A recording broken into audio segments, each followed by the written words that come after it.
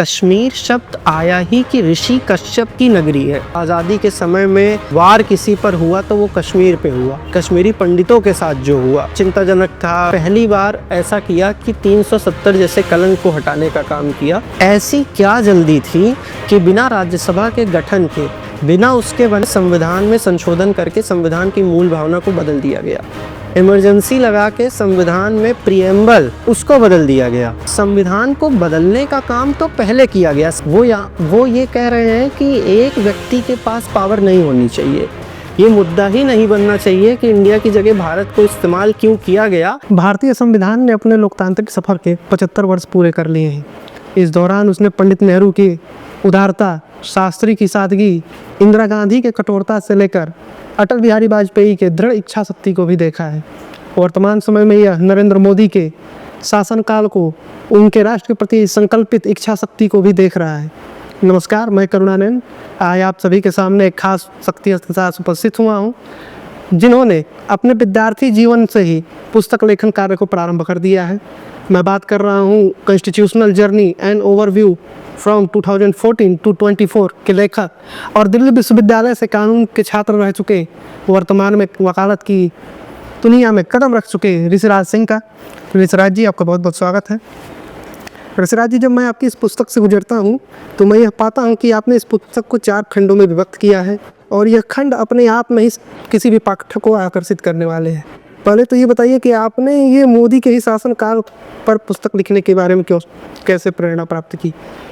देखिए, जब हम जानने समझने लायक हुए, जब हमें समझ में आया कि चुनाव क्या होता है, चुनाव कैसे लड़ा जाता है, तो उस समय मुझे याद है कि ट्रेन में चलते हुए, बसों में बैठते हुए, स्कूल बस में हो या फिर घर पे भी अगर हम डाइनिंग टेबल पे बैठे हैं तो एक चीज़ की चर्चा जो हमें सुनाई पड़ती थी वो है कि इस बार नरेंद्र मोदी जी की सरकार आएगी। बिल्कुल, सरकार आई और फिर 10 साल बीते। 2024 में इसी नरेंद्र मोदी सरकार पे एक बहुत बड़ा इल्ज़ाम लगा कि ये सरकार संविधान विरोधी सरकार है, संविधान को बदल देने वाली सरकार है और ये सरकार अगर दोबारा आती है, यानी 2024 का चुनाव अगर ये जीतती है तो संविधान से बहुत प्रमुख जो चीज़ें हैं, रिजर्वेशन हो गया और इसके अलावा बहुत सारी चीज़ें जो संविधान विरोधी हैं उसको बदल देगी।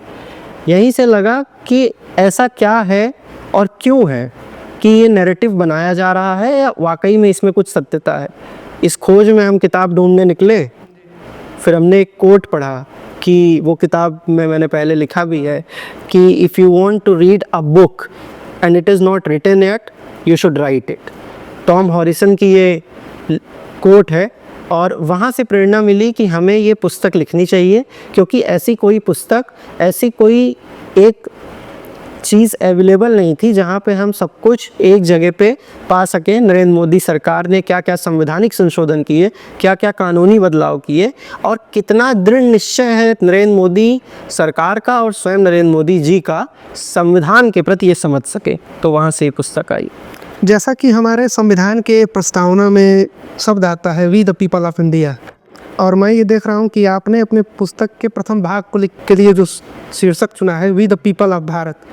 तो ये जो भारत और इंडिया का कनेक्शन है, या जो नरेंद्र मोदी सरकार के समय ये जो अभी हालिया में चर्चा में रहा था, विवादों में रहा था, तो आपने भारत को ही प्राथमिकता क्यों दी या क्यों लिखने का प्रयास किया? मुझे ऐसा लगता है करुणा जी, ये जो आपका सवाल आया है इसमें आपकी कोई गलती नहीं है। हम सब बचपन से इस नैरेटिव में फंसा दिए गए हैं कि इंडिया और भारत अलग है, बिल्कुल अलग है। हमें ये सोचने की ज़रूरत ही नहीं है कि अगर इंडिया की जगह भारत लिख दिया जाता है, ये मुद्दा ही नहीं बनना चाहिए कि इंडिया की जगह भारत को इस्तेमाल क्यों किया गया, क्योंकि संविधान में ये लिखा हुआ है इंडिया दैट इज़ भारत। बिल्कुल, दैट इज़ भारत। तो अगर भारत का इस्तेमाल हो रहा है तो ये सवाल बनना नहीं चाहिए। और जो गुलामी मानसिकता के लोग हैं उन्होंने इस चीज़ पे, उन्हें बुरा लगा, उन्होंने इसका पूरा नैरेटिव बनाया, क्योंकि वो अभी तक ब्रिटिशर्स की जो गुलामी मानसिकता थी उससे बाहर नहीं निकल पाए। हमें ये समझना होगा कि अगर हमें भारत को विश्वगुरु बनाना है तो सबसे पहले भारत कहना शुरू करना पड़ेगा। जी, आपने कहा कि ये गुलामी मानसिकता है और आपने जो अपने पुस्तक के प्रथम खंड को लिखा है तो उसमें आपने 99 संविधान संशोधन अधिनियम से शुरुआत की, जो कि राजनयिक राष्ट्रीय राजनीतिक आयोग के स्थापना से है, लेकिन आप वकालत से जुड़े हैं और कॉलेजियम प्रणाली पे काफ़ी विवाद रहता है, और उसको बदलने के लिए सरकार ने ये कानून लाए थे, और हालांकि ये अभी तक न्यायपालिका में तो देखने को नहीं मिलता। तो इसको आप कैसे देखते हैं? देखिए, एनजेएसी का कानून ये सरकार सबसे पहले जो संवैधानिक संशोधन लेके आई, the first constitutional amendment this government did was introducing NJAC. आज हम देखते हैं कि उसको उस समय सुप्रीम कोर्ट में वो चैलेंज हुआ जी। और उसके बाद उसको बदल दिया गया। सवाल ये है कि क्या कॉलेजियम ट्रांसपेरेंट है? अभी एस मुरलीधर की एक किताब आई है, उन्होंने बताया, किताब का नाम है इनकम्प्लीट जस्टिस, उसको लेके चर्चा हो रही है। वो चर्चा ये है कि कॉलेजियम में डिसीजंस कितने ट्रांसपेरेंट हैं। ये सवाल कि कॉलेजियम से अपॉइंटमेंट हो रहा है, ये तो एक तरफ है, ये तो लंबी चर्चा का विषय है ही। उस पर बहुत बार जजेस ने खुद भी कहा कि collegium is not a best option but it is one of the better option, it is among one of the good options. ये बेस्ट ऑप्शन नहीं है, ये सरकार भी मानती है, जज भी मानते हैं। इसको पलटा क्यों गया, इसके बारे में अगर आपको जानना है तो किताब में वो पूरा एक लीगल तरीके से उसको समझाया गया है कि क्या क्या कारण थे जिसकी वजह से इसको पलटा गया। पर जो सवाल है वो ये है कि कॉलेजियम कितना ट्रांसपेरेंट है, क्या कॉलेजियम को बदलने की आज ज़रूरत है? तो मुझे ऐसा लगता है, मेरे व्यक्तिगत जो विचार है इसमें, कि सरकार और सुप्रीम कोर्ट दोनों को मिल के ये तय करना चाहिए कि कॉलेजियम की जगह क्या कुछ हो सकता है। और कॉलेजियम में अगर कोई डिसेंट है, जैसे इनकम्प्लीट जस्टिस जो किताब है वो आप पढ़ेंगे, या अभी बी नागरत्ना जी का जो एक स्टेटमेंट है कि वुमेन जजेस इतनी कम है, सिर्फ सिंगल वुमेन जज है वो, और जब सुप्रीम कोर्ट अपने फुल स्ट्रेंथ पे चल रहा है, तो ये चिंता का विषय है कि जेंडर इक्वलिटी की बात छोड़ दीजिए, बहुत दूर दूर तक नहीं है। तो ये सब तो चिंता का विषय है। इस पे मुझे लगता है कि मुझे ही नहीं, पूरा देश देख रहा है कि किस तरीके से ये जो अंकल जज सिंड्रोम है ये पूरे जुडिशरी पे हावी हो गया है। आपने जेंडर इक्वलिटी की बात की, और नरेंद्र मोदी सरकार में एक बिल पारित होता है संविधान संशोधन अधिनियम के तहत, नारी शक्ति वंदन अधिनियम। जी, पिछली सरकारें भी इस पे काम कर रही थी, कर चुकी हैं। मोदी ने इसको पारित किया, लेकिन क्या आपको लगता है कि उनकी 33% हिस्सेदारी राजनीति में बन पाएगी उसके बाद भी? बिल्कुल बिल्कुल बन पाएगी।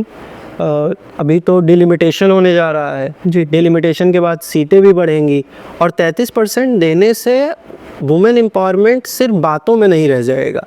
वुमेन एम्पावरमेंट हमें दिखेगा जो लोग कानून बना रहे हैं।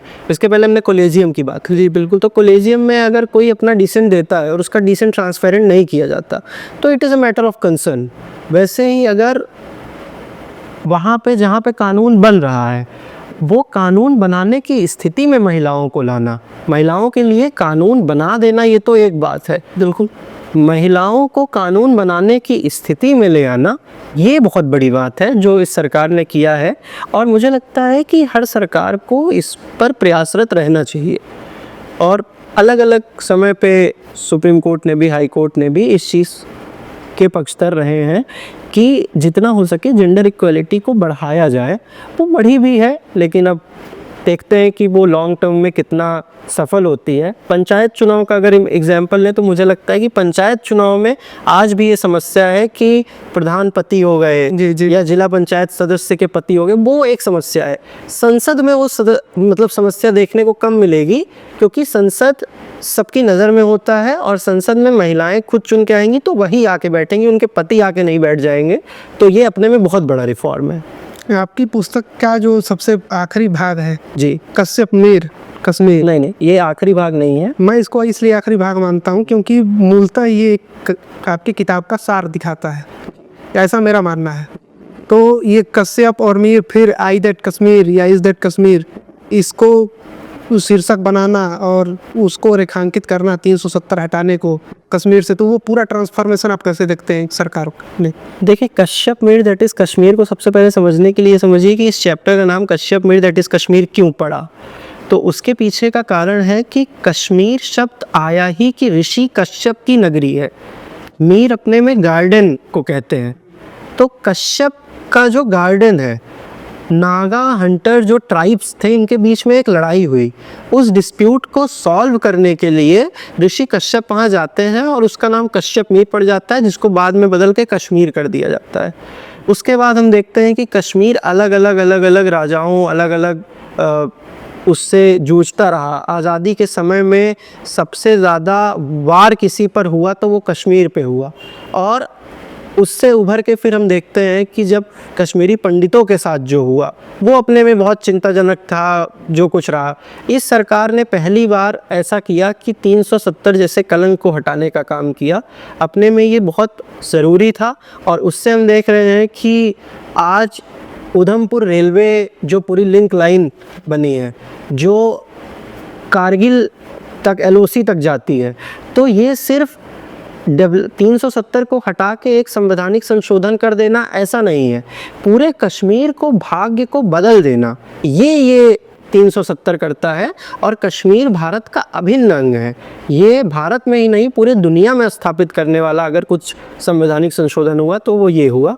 इसलिए मुझे लगता है कि आपने अगर समझा कि ये पुस्तक का सार है तो हो सकता है ये सार, क्योंकि सबसे पहले संविधान का सार क्या है। संविधान कहता है अंबेडकर जी कॉन्स्टिट्यूएंट असेंबली में जब फेडरल और यूनिटरी गवर्नमेंट के बारे में बात कर रहे हैं तो वो कहते हैं कि अगर हम फेडरल स्टेट को ज़्यादा पावर दे देंगे तो अमेरिका जैसी स्थिति हो जाएगी, जहाँ पे अपने पास कनाडा आज़ाद है, उसकी अपनी लड़ाई चल रही है, ट्रम्प से हम देख रहे हैं। लेकिन भारत में यूनिटी इन डाइवर्सिटी है, वो इसी संविधान की वजह से है, यहाँ के लोगों की वजह से है। इसी यूनिटी ऑफ डाइवर्सिटी को ख़त्म करने का काम 370 ने किया था, जिसको हटा के पूरे भारत को यूनाइट करने का काम इस सरकार ने किया है। तो संविधान के सार 370 से होके जाता है, ये तो आपने सही आकलन किया है। आप जब ये पुस्तक लेखन के क्रम में नरेंद्र मोदी सरकार के संविधान संशोधनों से गुजर रहे थे जी, अब तक जैसा कि मुझे ख्याल है कि नरेंद्र मोदी सरकार में 31 से ज़्यादा संविधान संशोधन हो चुके हैं।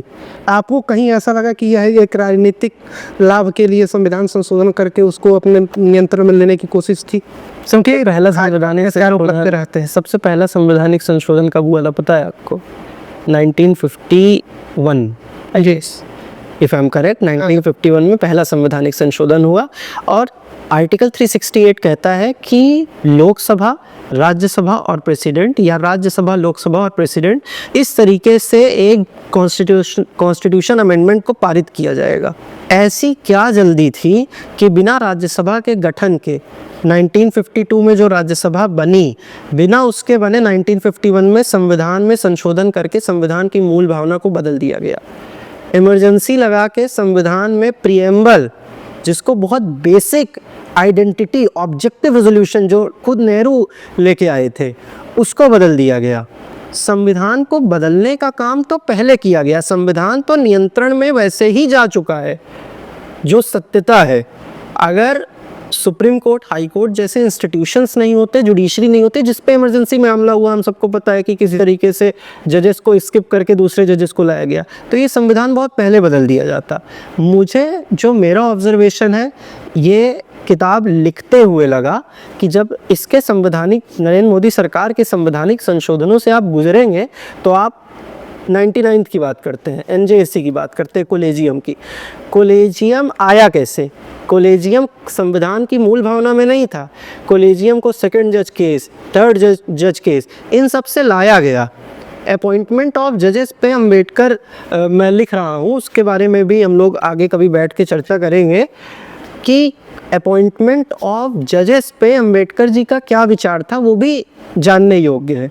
वो ये कह रहे हैं कि एक व्यक्ति के पास पावर नहीं होनी चाहिए, और साथ में वो ये कह रहे हैं कि कोई भी जज फ्लॉज के साथ ही होगा, क्योंकि वो एट द एंड एक इंसान है, उसके अंदर फ्लॉज रहेंगे।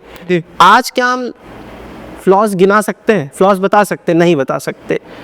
तो आपने जो सवाल पूछा कि क्या संविधान का संशोधन करके ये सरकार संविधान को अपने नियंत्रण में करना चाहती है, तो उसके लिए आप 100th कॉन्स्टिट्यूशनल अमेंडमेंट पढ़िए, जहाँ पे इंडिया और बांग्लादेश का जो बॉर्डर डिस्प्यूट है उसको सॉल्व किया गया। वो नेहरू जी की सरकार के समय से चल रहा था, संविधान संशोधन करके उसको ठीक किया गया। रिजर्वेशन, कहा कि रिजर्वेशन सरकार बदल देगी, रिजर्वेशन ख़त्म कर देगी। 5-7 संशोधनों में से मैक्सिमम संशोधन रिजर्वेशन के फेवर में हुए। वुमेन रिजर्वेशन हो, एनसीबीसी का गठन हो, ओबीसी कमीशन, ऐसी लाखों चीज़ें हैं जिसके बारे में हम बात करेंगे। तो मुझे ऐसा लगता है कि संविधान को नियंत्रण से, किसी पहले जो नियंत्रण में लिए लोग, उस कब्जे से छुड़ाने का काम इस सरकार ने किया। संविधान को उसके मूल भावना पे, जो अंबेडकर जी ने, बाबा साहेब ने विचार अपना देखा था, जो सपना देखा था, वहाँ पे पहुँचाने का काम इस सरकार ने किया। इस किताब का पुनरुत्थान वरिष्ठ पत्रकार और लेखक राम बहादुर राय जी ने लिखा है। जी, वो खुद भी संविधानविद है। तो आपके इस लेखन में उनका क्या योगदान रहा, उनके अनुभव का क्या योगदान रहा, अगर इसके बारे में आप थोड़ा बताएं हम। देखिए, ये तो मैंने पहले ही कहा है कि ये किताब मेरी किताब नहीं है। ये किताब कुछ वैसे ही है जैसे अर्जुन से कृष्ण ने महाभारत करवा लिया था, वैसे ही श्री राम बहादुर राय जी ने, श्रद्धेय राम बहादुर राय जी ने ये किताब हमसे लिखवा ली।